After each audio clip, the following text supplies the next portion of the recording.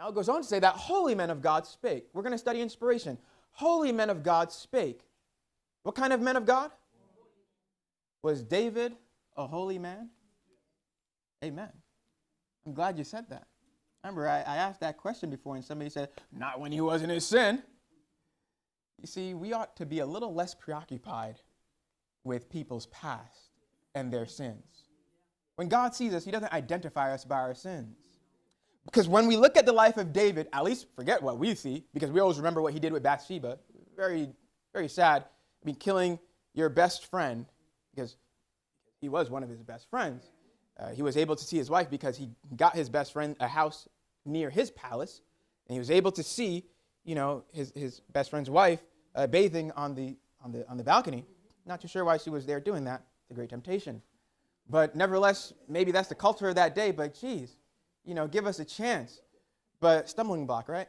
But nevertheless, David looked, he lusted, he did what he had to do. She participated in it too. It takes two to tango. And then he killed his best friend for the wife. But he did a number of other things, okay? A number of other things that are extremely embarrassing. And but at the end of God's conclusion of the matter, when he looks at David's life, is that he concludes that David was a man after my own heart. That's God's conclusion. Okay, so meaning he overlooks everything, and that's his conclusion. That doesn't mean that David didn't suffer certain consequences. But God overlooked everything, and his conclusion is that this man is my guy. The English would say he's one of the lads. He's my guy right over here. So he's considered a holy man of God. Even after he did all that stuff in his life, he repented and turned back to God. Simple. Just turn back to God. And then God forgave him and restored him. David didn't go after other gods. He never did. David never offered his children to the god of Molech or put his children through the fire. David never built buildings. He never erected temples for the worship of false gods. David never did that. But Solomon, his son, did. You remember Solomon. Solomon had 700 wives, 300 concubines, 1,000 women. 1,000 women. Headache enough with one. I heard, because I don't have one, so I'm saying. But headache enough with one, I heard. This guy had 1,000. And he did that stuff. Solomon was the wisest man on earth. God gave him that wisdom. Yet, even with that wisdom, God didn't control the things that he can do, because God is love, and in love there's free will. So even with all that wisdom, he still had the free will to exercise it in the right way or in the wrong way. And we see that he exercised it in the wrong way by even giving his children to the god Molech, to the fire, putting his children through the fire of false gods. That's serious, guys.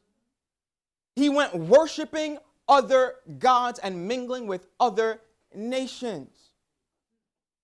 And then he became a foolish old king. Though he had that wisdom, he used it the wrong way. So foolish old king. But then what we find is that he did repent. Despite doing David was bad, but Solomon, he must have been very bad in our sight.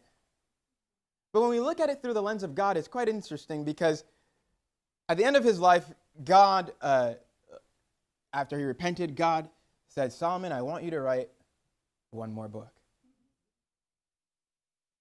Solomon probably said, wait, but Lord, only holy men of God. Only holy men of God do that type of stuff. And God said, I know. And I want you to write another book. And he wrote the book of Ecclesiastes. God was not concerned with what he had done, because Solomon turned back to him.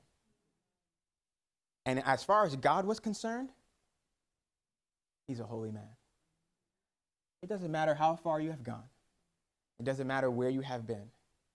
It doesn't matter what you have done. If you just simply, by the grace of God, turn back to him, you can be restored.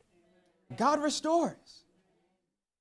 So this is a good message for even my pastor friends or ministers or whatnot who may have fallen, done something wrong, or even us common people who may have done something wrong. It does not.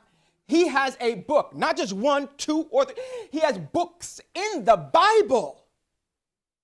In the Bible, have you given any of your children to the god Molech? So you're quote unquote not as bad. God can still do something special with your life. And even if you wrote something, if he inspired you to put that in his book. For others to read and learn the lessons of how generous God is to sinners like us.